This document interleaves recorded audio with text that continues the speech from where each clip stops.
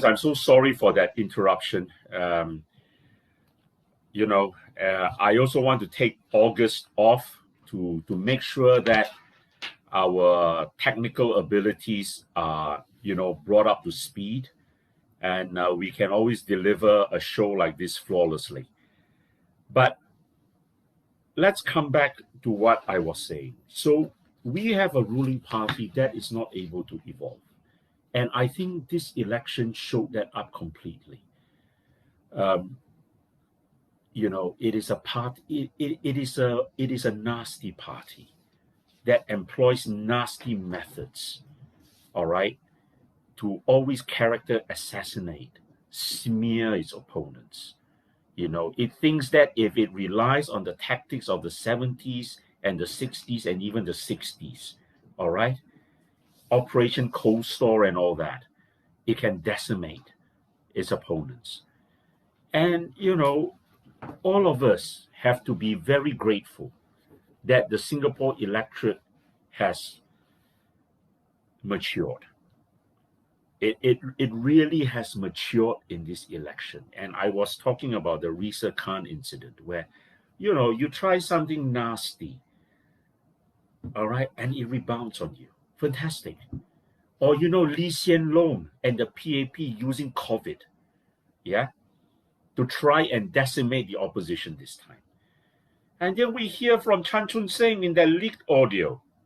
Oh yes, the PAP will always use a crisis to win elections. So you can't win an election on your own merits, yeah? You always have to rely on some external factor, yeah, to help you win an election and to win big. I personally was very, very gratified about this election. And it shows you when a party tries to call a snap election to demolish its opponents, very often it fails. And I can point to a similar example in the UK in 2017. In 2015, David Cameron won an outright majority for the Conservatives. All right. He had previously been in a coalition government with the Lib Dems, arising from the 2010 elections. But in 2015, he finally won an outright majority. And so the Conservatives had, I think, about a 70-seat majority, if I'm not wrong. And then David Cameron lost the referendum, the Brexit referendum, and he resigned. And Theresa May took over. And the opinion polls showed that she was leading the Labour Party by 20 points in the opinion polls. And so, against her better judgment, it was not her decision to call snap elections, but her advisors pushed for it. And she called the snap elections in 2017, thinking that she could wipe out the Labour Party. And you know what happened? Her own majority was wiped out. All right? And that was why for the next 3 years, she was not able to conclude a Brexit agreement. She didn't have the numbers in Parliament. Wasn't that what happened to the PAP this time? All right? And at the beginning of the campaign, you had all these MSM commentators, Why do we even bother listening to them, honestly? Last year they were telling us, the elections will be held this time, will be held that time. All right? None of it came through. This time, at the beginning of the campaign, they were telling Singaporeans, the PAP will win 75% of the votes and the opposition will be wiped out. And what happened at the end of the day? Basically, the PAP lost a lot of ground. And I'm telling you, the PAP will never be able to even get to 65% again. All right? Lawrence Wong was saying a few days after the elections, from now on, they expect elections to be hard fought, and it is doubtful that the PAP can cross 65%. I'm telling you, the elections now will be very hard fought. And I doubt in future elections, the PAP will even be able to cross 60. All right? That is the state of play. I think Right now, if you ask me, the true percentage is 57% PAP, 43% opposition. Yeah. And so there's everything to play for. There's everything to play for. And I tell you why the PAP will never be able to solve the problems that our country is saddled with at the moment. You know what is the biggest reason? The biggest reason is because of their immigration policy and their jobs policy. They are still trying to fool Singaporeans by suggesting that you can have a foreign element that will complement the Singapore core. That is total rubbish. All right? That is total rubbish. Total rubbish when you have 400,000 foreign PMETs doing jobs that Singaporeans should be doing. And, many people accuse me and my party of being xenophobic because, we are the most vociferous on that. I am not xenophobic. If you want to say Lim Tean is xenophobic because he stands up for that Singaporean worker, well, then you should be accusing that American government, that Australian government, that British government, that Chinese government that protects its own citizens first. Are you saying that all these countries are xenophobic? As I explained to PJ Thum in that interview I gave to TOC during the elections, and PJ asked me very, very tough questions, and I hope you will go and listen to that interview. It was a long interview. I gave him an interview that lasted for 1 hour, 15 minutes, in which I explained my position. My politics is very center left. I believe in social democracy. I believe in social justice. I believe in the redistribution of wealth, because the only way we can reduce the massive inequality in our society is if there are proactive government steps to redistribute wealth. There is no other recipe that will work, because capitalism will always create inequality. And the fact of the matter is that we have an ultra-capitalist government in place, the PAP, which I think is the most right-wing government in the world.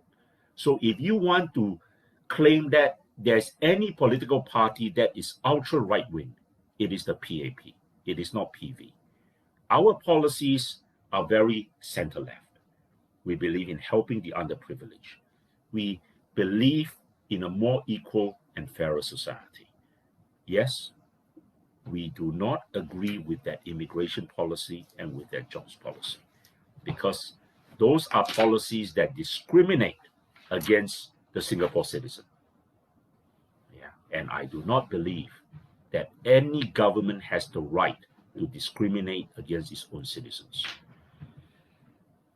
Ladies and gentlemen, I am not going to speak at length, today on this program. I rather answer some of your questions.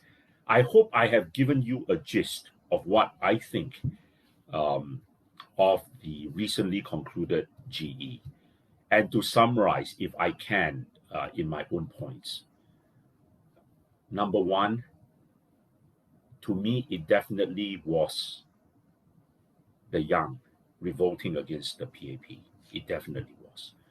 I believe that the baseline now for the opposition against the PAP is 40-60. All right? And I believe that that number is going to keep plunging in future elections. Now, I believe that a multi-party democracy is going to develop in Singapore. And that is very much in line with what we are seeing in the rest of the world. I know many of you keep talking about opposition unity. You keep talking about a two-party system. I take a different view. I take a different view because that is not in line with what is the development in the rest of the world now. A two-party system, if you will permit me to say this, is actually an outdated idea. All right? What started out as a two-party system in England? In fact, England never even really had a two-party system. There were always many parties. But let's say if you take the Conservatives and the Labour Party as the two main parties, that is not what you're seeing in the UK House of Commons these days. You have at least four quite substantial parties there. You have the Conservatives, you have the Labour Party, you have the Lib Dems, the Liberal Democrats, and you have the Scottish Nationals, a big block of them. All right? And if you look at America now, yes, you still have the traditional Democrat and Republicans. But you ask yourself, is Donald Trump a real Republican? He is not. He's not. And even amongst the Republican Party now, there is a faction known as the Tea Party. And so even in America, it is becoming very fractured. The problem with a two-party system in the modern world is that it can never really capture the diversity of views. And I hear so many comments, oh, this election was about diversity of views. The young voters wanted a diversity of views. I don't really think that was how the young voters voted, all right?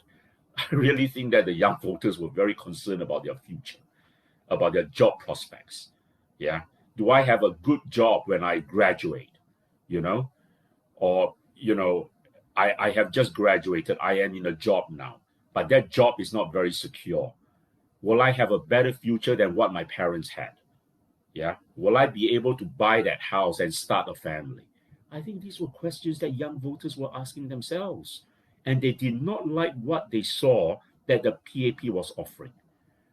So if you want to talk about the diversity of views, a two-party system is not the way to go about. All right? There will always be people, and I'm telling you this, all right, at the moment, the WP has the most number of opposition seats in Parliament for the moment, all right? But the WP will not be able to appeal to all the opposition voters. Neither will the PSP be able to appeal to all the opposition voters. All right? Why? Because amongst the various parties, there are policy differences.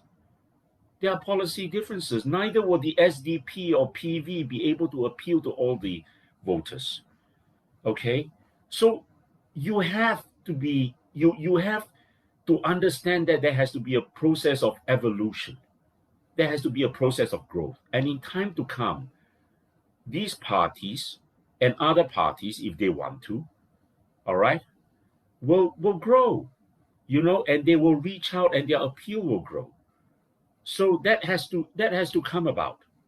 And if you look at the successful democracies in the world today, you look at the Scandinavian democracies, you look at the German, the Swiss democracies, they are multi-party systems. They are not two-party systems.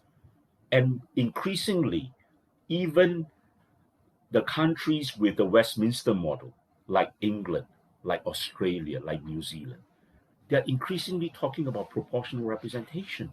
So in the Australian Senate now, it is by proportional representation.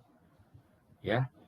Which means that if you reach a certain threshold, let's say if you reach 2% or 3% of the total vote, you will have a seat in Parliament.